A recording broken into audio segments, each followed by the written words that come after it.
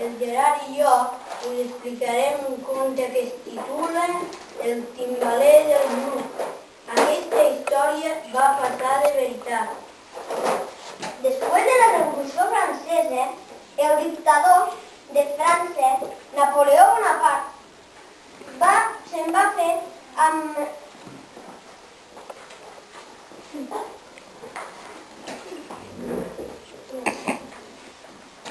el poder de França. Llavors, Napoleó Bonaparte va voler anar a demostrar el seu poder a Catalunya i va voler fer una guerra. Llavors, els catalans es van revolucionar perquè no volien seguir les lleis de Napoleó Bonaparte.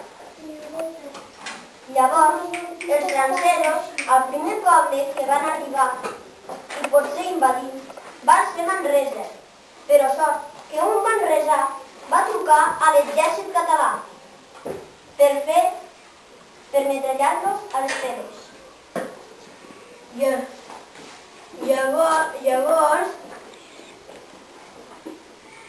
Llavors l'exèrcit català i els manresans van quedar que s'amagarien a les muntanyes de Montserrat i així podrien metrallar a l'exèrcit francès.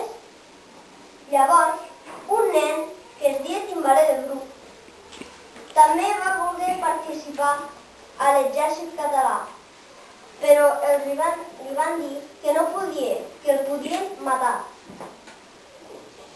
I llavors l'exèrcit català es va amagar darrere de les muntanyes de Montserrat i els francesos no es podien veure.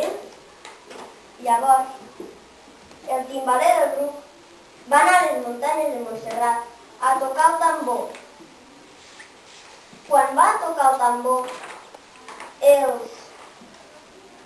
l'exèrcit francès va tindre molta por perquè sentien un gran soroll molt fort. Llavors, els manresans van agrair molt al timbaler del Bruc el que havia fet i el van recompensar amb una estàtua. I també el van recompensar fent que també podia ser de l'exèrcit català.